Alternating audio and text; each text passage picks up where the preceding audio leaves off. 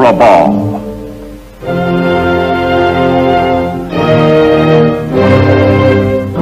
The Japanese dominate the Pacific, and their Supreme War Council continues to execute sweeping plans to bring 700 million Asiatics under imperial control. Proud and confident after her shattering naval victories at the outbreak of war, Japan spills over her legitimate boundaries, pouring supplies and manpower into overseas bases to protect her new empire and defy the Allies.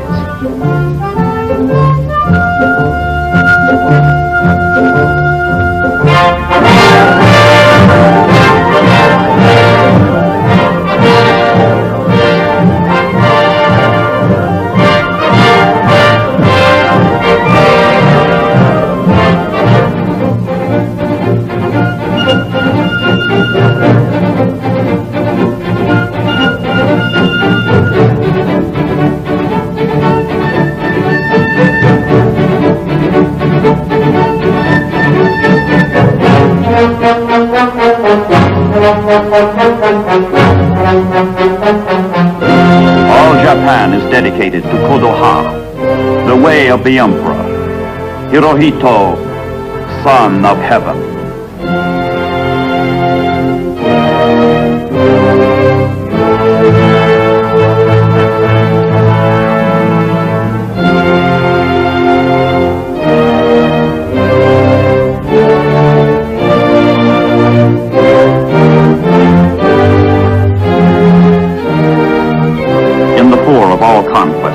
On the bow of all her ships, the imperial crest, a chrysanthemum with 16 leaves.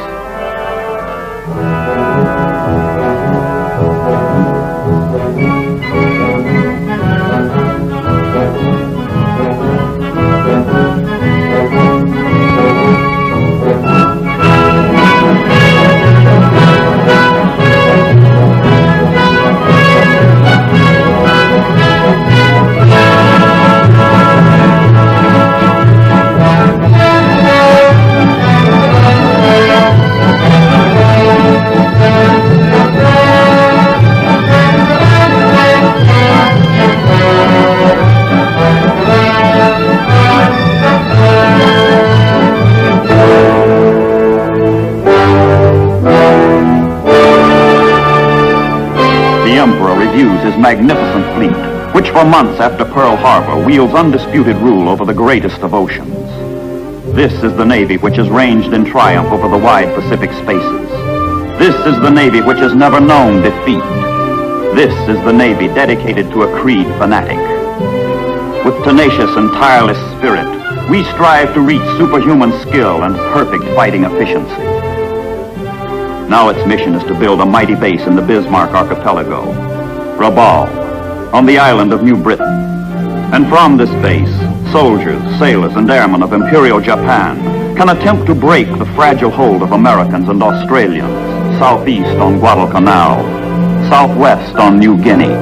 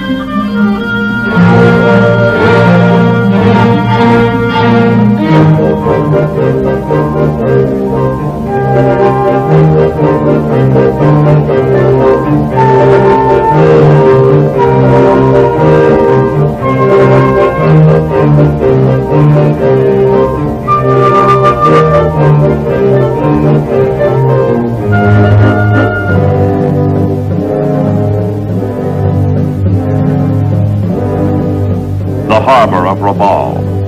Base, arsenal, fortress, from which Japan seeks to control the South Pacific and clinch her hold on the Solomon Islands and New Guinea.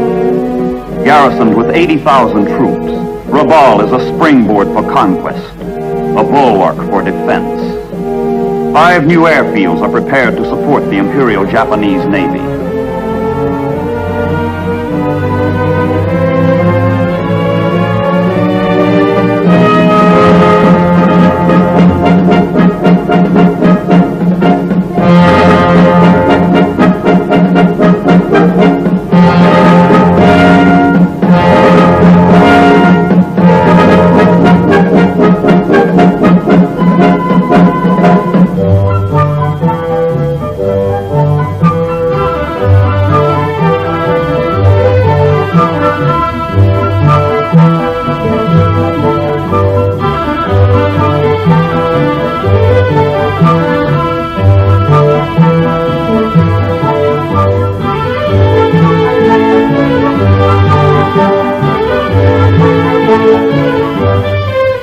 Rabaul, immovable, secure, impregnable aircraft carrier that blocks the American climb up the ladder of the Solomon Islands.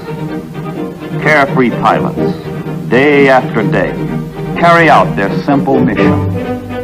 Destroy all ships, supplies, and men who have the audacity to challenge an imperial mandate.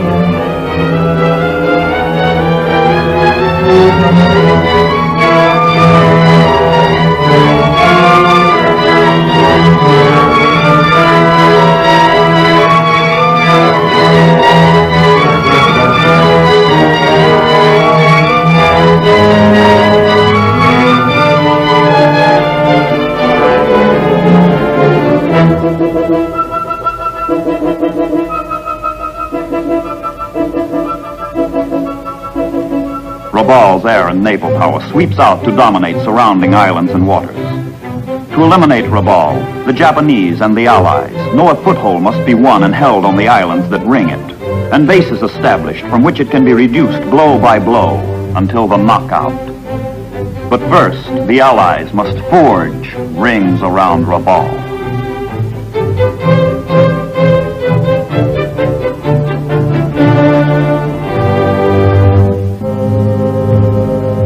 Rendova, another rung up the ladder of the Solomon Islands toward Rabaul. But Rendova is only a stepping stone across a narrow arm of water to Munda and its priceless airstrip. Munda was murder. Planned as a quick stroke of Allied strategy, it took 5 bitter weeks to capture. But it takes only 5 days for the United States Navy's fabulous construction battalions, the Seabees, to transform ruined Munda runways into an operational airfield.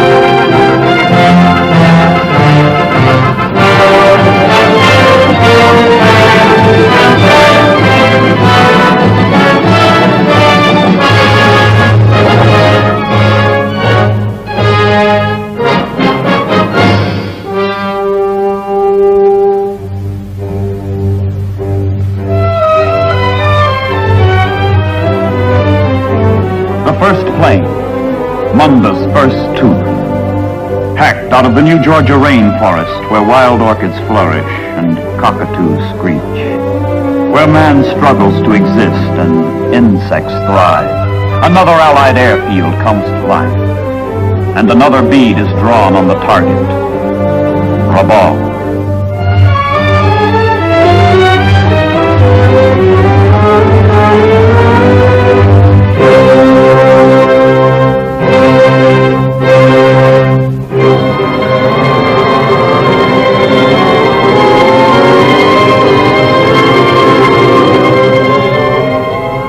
triumph of Munda is the Allied way of observing the first anniversary of the landing on Guadalcanal. 200 miles south, Guadalcanal itself has burgeoned into a major base, justifying the agony, the blood of the Marines who won it. But there is a long way to go, and in the summer of 1943, a new name dominates intelligence sessions on Guadalcanal. The name? Bougainville, biggest of the Solomon Islands, essential link in the ring being forged around Rabaul. Volcanic prize, ripe for ripping from the Japanese vine.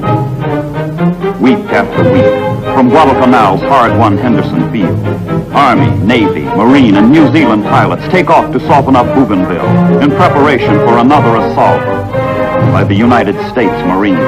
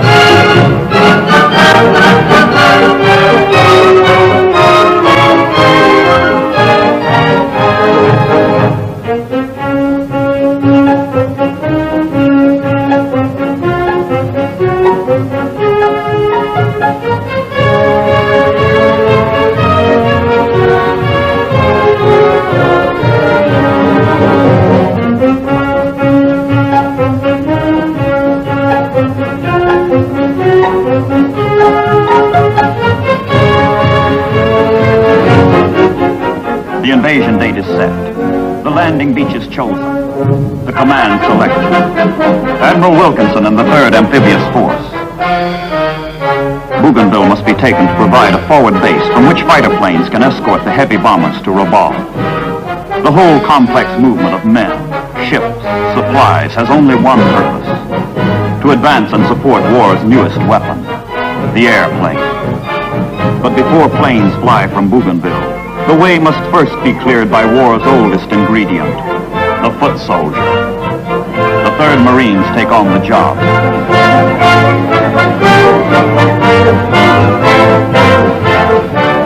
There are many D-days in the Pacific, many an H-hour. And yet with each comes a new sense of foreboding, of emptiness, of fear. As the opening salvos sound the notes of war's eternal theme, death.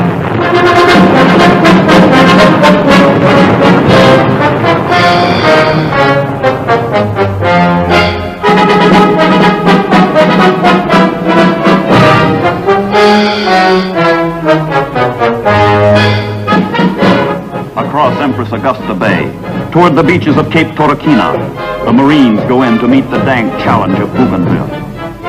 It is November 1st, 1943. Before the invaders lie the wildest jungle, the deepest swamps they have yet encountered in the South Pacific. And hidden in the tangle of jungle and swamp, the enemy.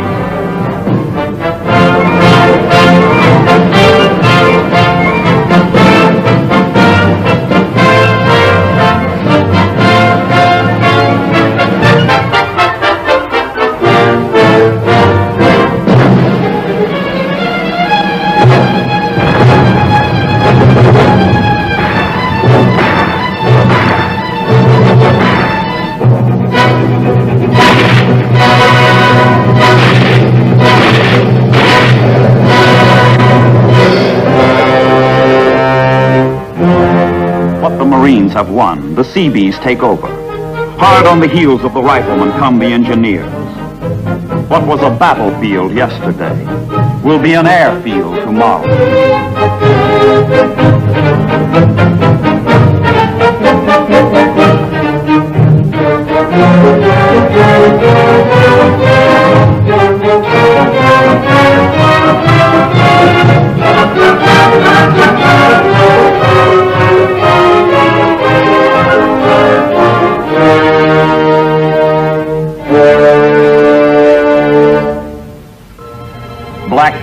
come out at night. The lumbering Catalinas which scour the seas in search of enemy ships.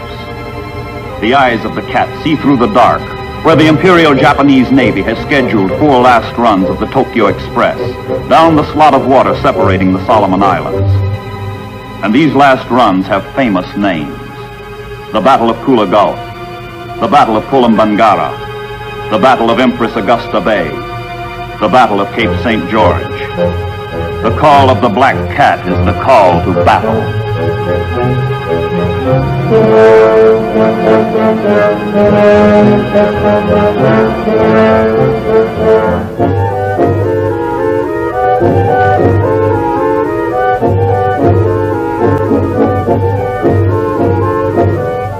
Inside the groping ships, in combat intelligence centers, the intricate apparatus of search and detection picks up the scent. Out somewhere in the ominous dark are ships with names like Amagiri and Uzuki, which must be found, destroyed. Inside ships with names like Honolulu and Mount Pelier, American sailors prepare to thwart the last stand of the Imperial Japanese Navy in the South Pacific. Invisible to one another, opposing warships close on a darkling sea, swept with confused alarms of struggle and flight, where ignorant navies clash by night.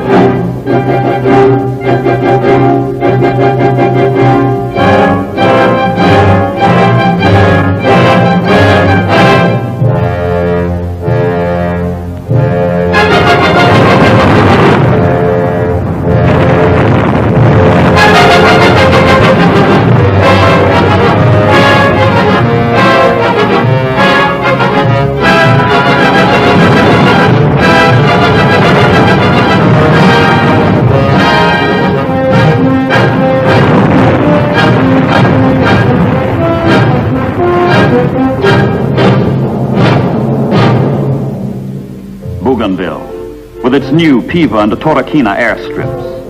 Only 210 miles from Rabaul. The ring is closing.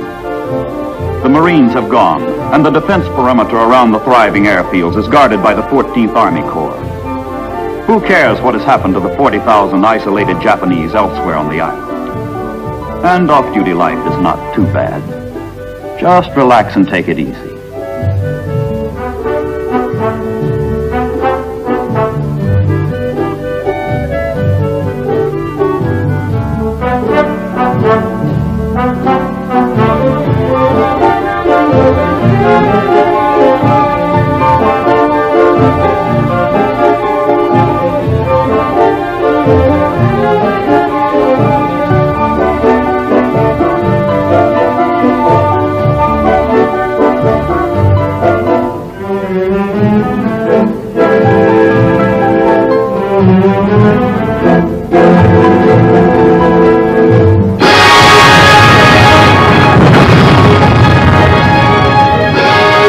The greatest concentration of Japanese artillery in the South Pacific has been secretly brought up along hidden jungle trails.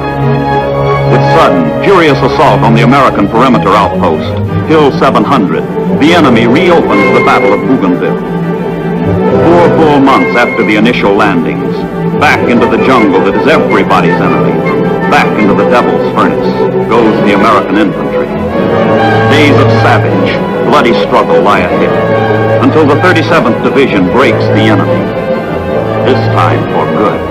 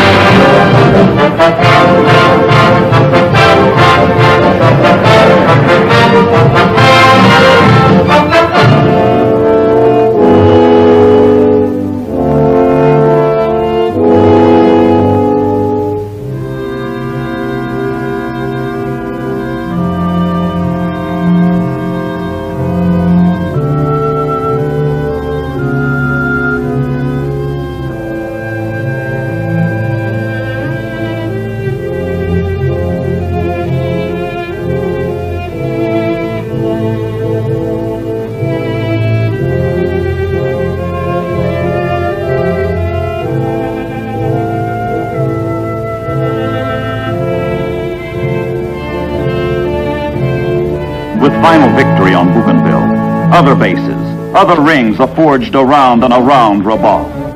Up the New Guinea coast go the Allies. Into Cape Gloucester on New Britain go the Marines. Into the Admiralties goes the United States Army. Onto the islands of Green and Emerald go more Marines, and veterans of Bella La Bella, soldiers of New Zealand. And the Navy that cruises unmolested through these waters is the United States Navy. Thousands of Japanese have been bypassed, left to wither on the vine. Rabaul is being strangled by runways branded on the encircling jungle islands. Rabaul and its harbor will be smashed, pulverized, neutralized. From around the ring they come, liberators from Guadalcanal, warhawks from Munda, corsairs from Emerald, Mitchells from New Guinea, avengers from Bougainville. The Holocaust of Allied reprisal spells doom for Rabaul across the skies of the South Pacific.